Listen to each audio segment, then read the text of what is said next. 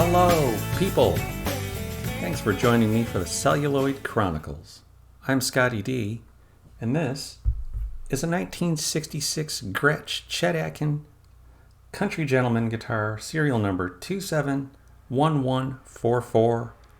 And what I'm going to be doing today is a drop fill binding restoration with a refret.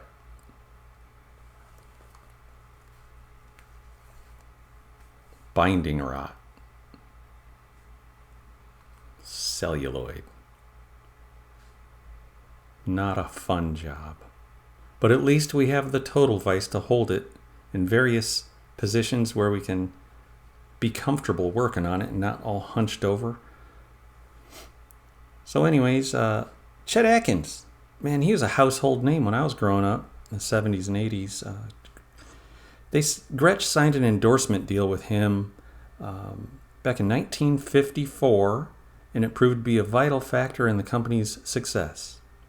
Atkins was a top session musician with a highly popular profile thanks to his solo work and his TV appearances.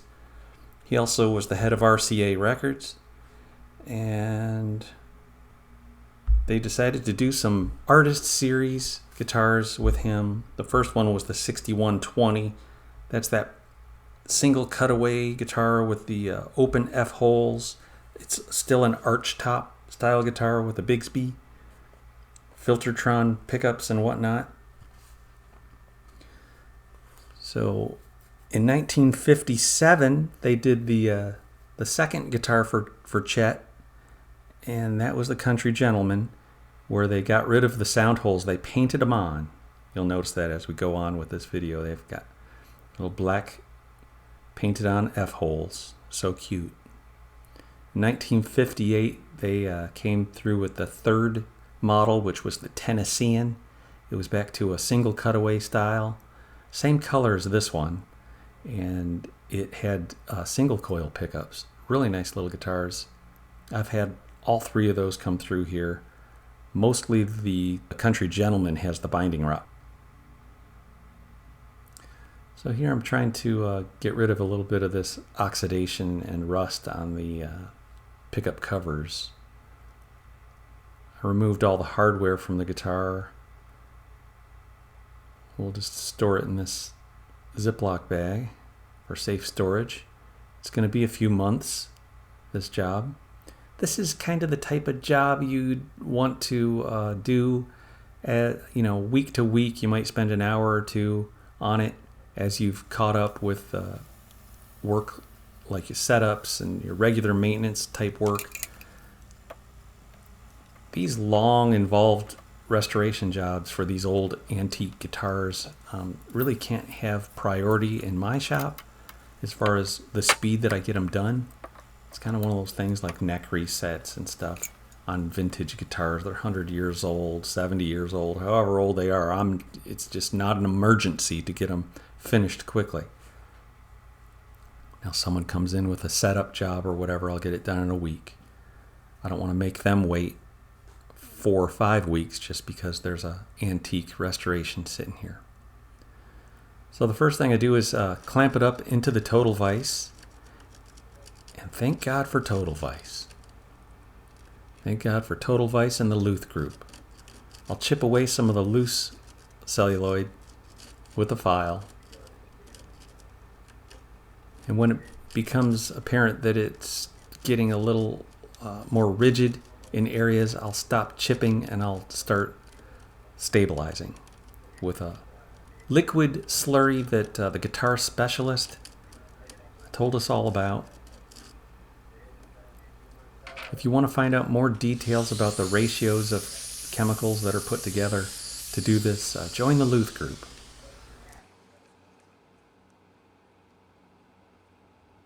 This is it right here. This is the stabilizer. I'm dropping in to a small cup with this lip brush, and I'm just dabbing it on the celluloid, what's left of it anyways. Some of it that's real discolored, ugly tobacco looking yellow, definitely want to get rid of it just because it's ugly, and we want it to all kind of have a uniform color when we're done with the job. This area in particular must have gotten touched by the skin of a human. Here's another new lip brush with the stabilizer. It's basically Glue Boost Fill and Finish Ultra Thin mixed with a drop of lacquer, maybe a little bit of lacquer thinner, and a little bit of a stabilizer. I mean a plasticizer, and a little bit of a retarder. But this goes on and on. I go around the entire guitar, chipping away the super loose stuff, and then stabilizing it with the liquid. Vacuuming, cleaning.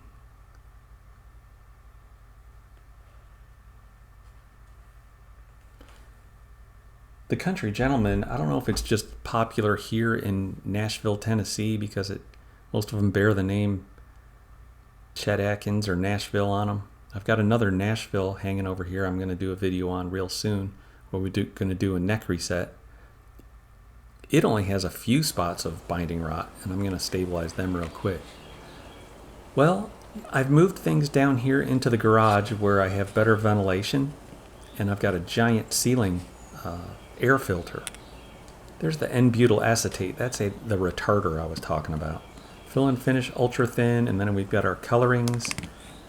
We've got the Glue Boost White, we've got Mohawk White, and we've also got titanium dioxide, which is really opaque white. The Glue Boost Master Tint White is more of a translucent white. Now I've got the guitar held in the Proppers Guitar Workstation, which allows me to rotate and swivel it with the Total Vise Crossover Mini. And this is the more opaque and thicker build slurry. This is kind of, we're building it back up. We've stabilized, and now we got to build. We got to accelerate constantly.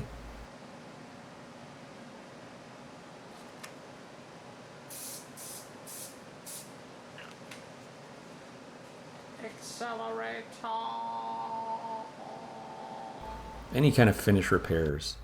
If you guys are interested in learning more about finish repairs and offering binding as a service for your company, join the Luth Group. It's only $5 a month. The finish repair and binding repair content might be $11 a month. There's 2 tiers. Well worth it. You'll find that it's paid for itself within a month or 2 if you join up. I really recommend it.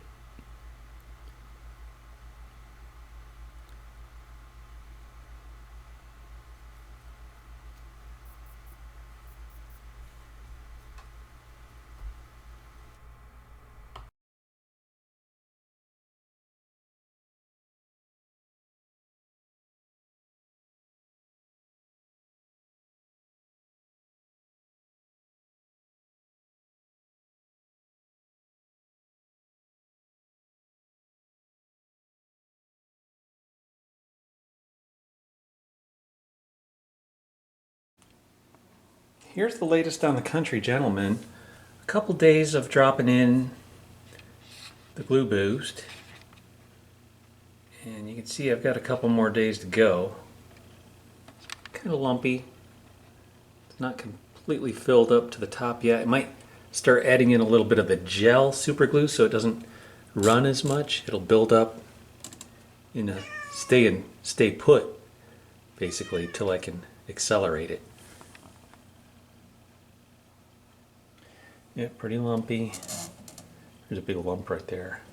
I'll start filing it down too. Maybe, yeah, I'll file it first, and then I'll do my second coats of the dropping.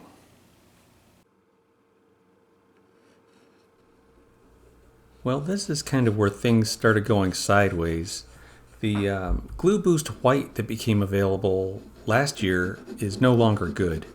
It all hardened, it all cured in the bottle, and it's useless. So I had to figure out exactly which chemicals to add that allow it to not be too brittle and crumbly. Because when you add the colorings, the powdered pigments and whatnot, to the CA glue, it changes the properties of it. It becomes brittle and chippy. And I found that out once I started filing. So I had to order a whole bunch of new things and learn how to make it myself. And that took a month or two. At this point, I'm like 2 months into the project. And I've got all the good chemicals that I need. Dioxane is another one that helps it cling to the old celluloid. I heard that if you're doing this on if you're doing drop fill binding repairs on PVC binding, plastic binding, you want to use acetone as the ingredient that bites in. Anyways, I'm going to be continuing on dropping and sanding and filing. We're about 3 months in right now, and I'm going to finish this off pretty quick for you. It's just a brief synopsis of how this job looks and feels. And then there's also the question you have to ask yourself: at what point is the binding so bad that you just want to chip it off completely and replace it all with new plastic material that's super durable? This material here isn't the most durable. It's probably best for museum pieces and, people that just love to have one around the house, but I would do a full binding replacement if I was the type of guy that wanted to take this on the road or, use it on stage anywhere. So here's a good look at how the crossover mini works. With one lever, you can flip the guitar on its side and then spin it around and work on the bottom, work on the side, work into the cutaways. You'll also notice there's one good side of binding on this. It's on the top treble side. It's like they used a completely different material for that one edge. So you got 3 bad edges and 1 good edge. Go figure. If you like this sort of content, look at my playlist called Binding. You'll also see one now. It's going to be started up called the Celluloid Chronicles, where I'll group all of these old Gretches. Alright, so now I've filed in a small groove so that I can draw in this little, we'll just call it a pinstripe, but it's really a binding layer, the black piece.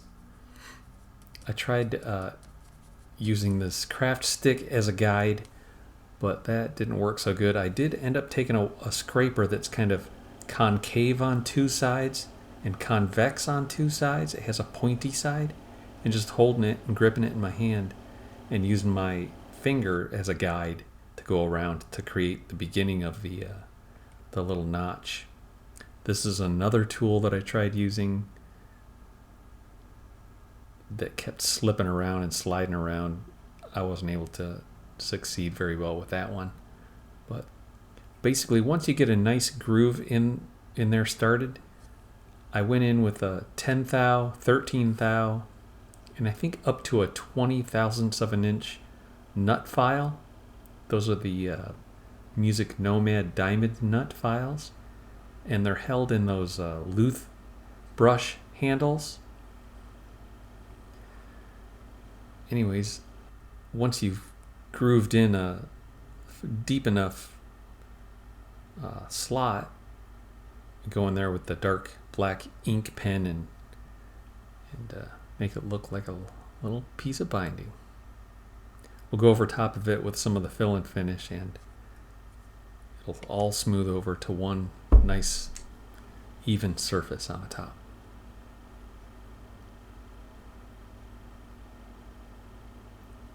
This is a black set of ink pens that I found over at Michael's Crafts.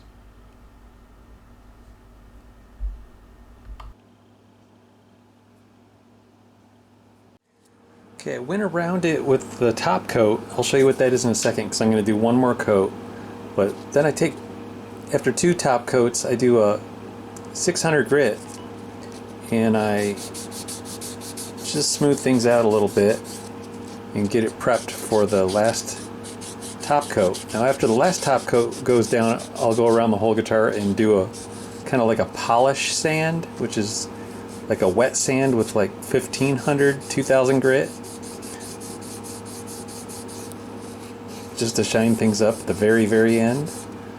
But this is just to put a bit of finish over the binding. So you'll see after sanding it, it looks kind of dull, but when I wipe this new fresh coat on, it'll look shiny again. And then this side it doesn't even have the pinstripe there. There's the original purfling. It's hard to film because there's so much lighting up here, it gets washed out a little bit.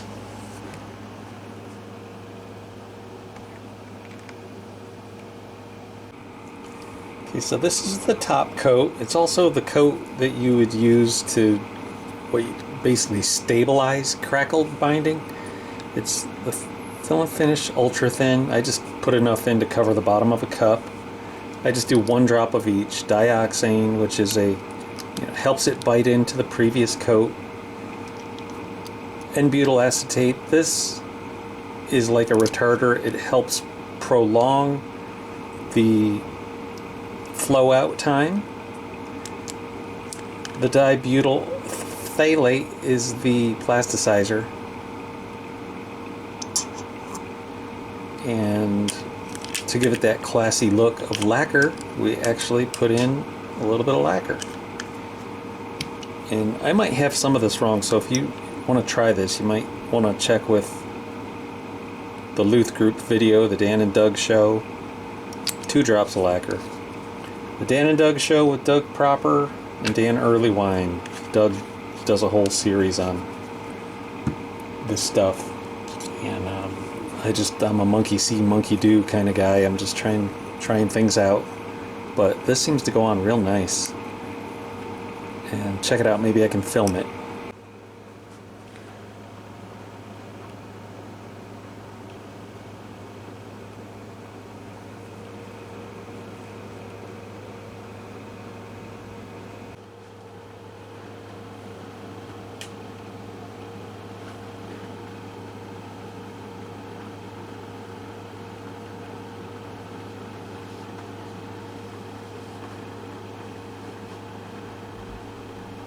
Now it's time for some fretboard preparation. Actually, before I did this demonstration sand for the camera here, I took radius blocks with sandpaper and basically followed the compound radius that this fretboard already had. It's a 20-inch through 9.5 inch up by the nut. And it's a pretty nice quarter-sawn piece of rosewood. I think Gretsch did a fine job with this guitar. Little did they know that the binding would rot.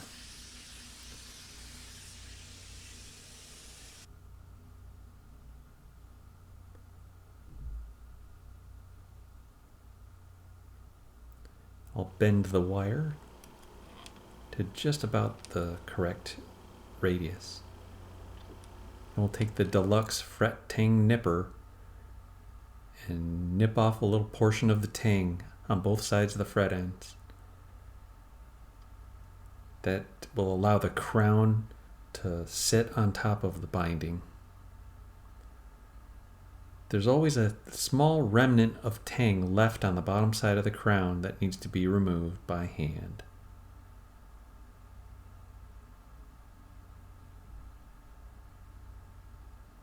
I like to clean out the fret slots with naphtha on paper towel.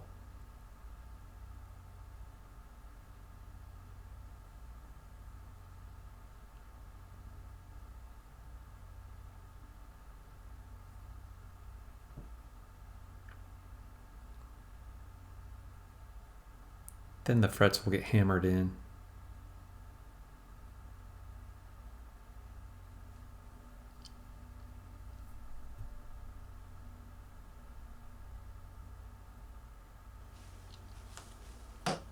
Smack them if you got them. Now that all the frets are in, I'll wait overnight. I'll come in the next morning and I'll start clipping them. I also need to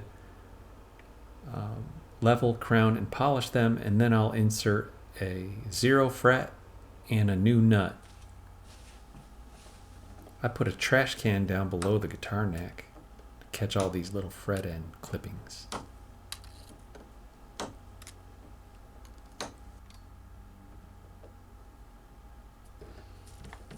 I colored the top of the frets with Sharpie and skimmed over them with some sandpaper just to see if there were any loose or any low frets.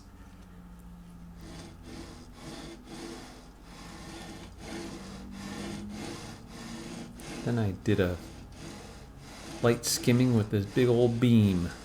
Made sure that all the frets were level. I also adjusted that neck support underneath the neck so that I had just a slight bit of relief. About 1 or 2 thousandths of an inch relief in the neck as I did all this.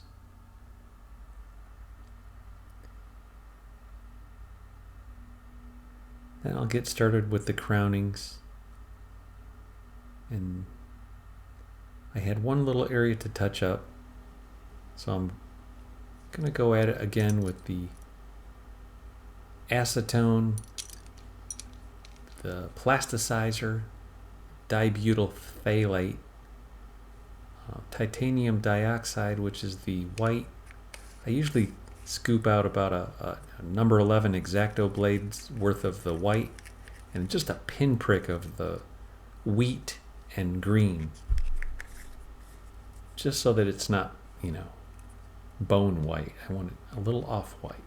Then I take into a separate cup, I have gel, CA glue, and I mix in the colored slurry of acetone and plasticizer. And so that's the slurry. It's a CA glue fill and finish slurry that you can accelerate immediately and it cures quick. And then the top coat for everything, and once again, I'll just go over it again, all the different things: dioxane, N-butyl acetate, fill and finish ultra thin, lacquer thinner, and dibutyl phthalate plasticizer.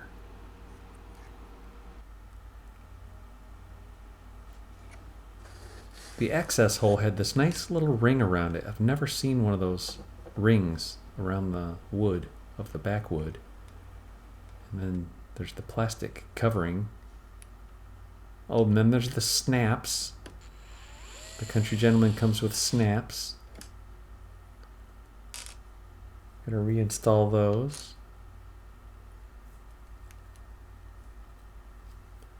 And finally, we can reinstall the banjo thing. That faux leather. That's to protect the innards of the guitar. I don't know if Chet came up with that or what. We'll reinstall the Bigsby. Don't you like the arm on this one? I love the arm, the tremolo arm. It's got that bend in it. I don't know why I like that so much.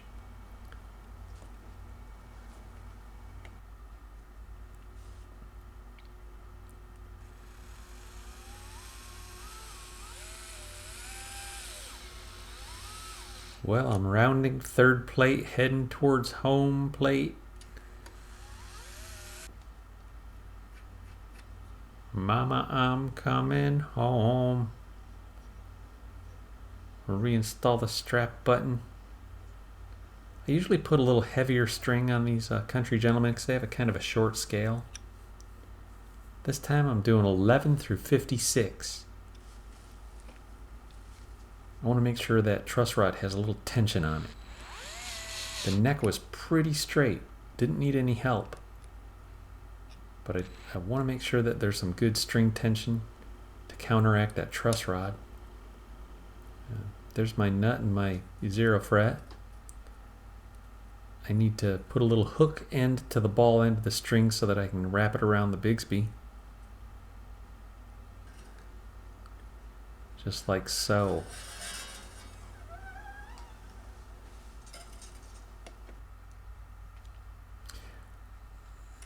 Once I see how it sets up with that 0 fret and the nut, I'll remove the 0 fret and nut. I'll polish up the nut and glue in the 0 fret and the nut.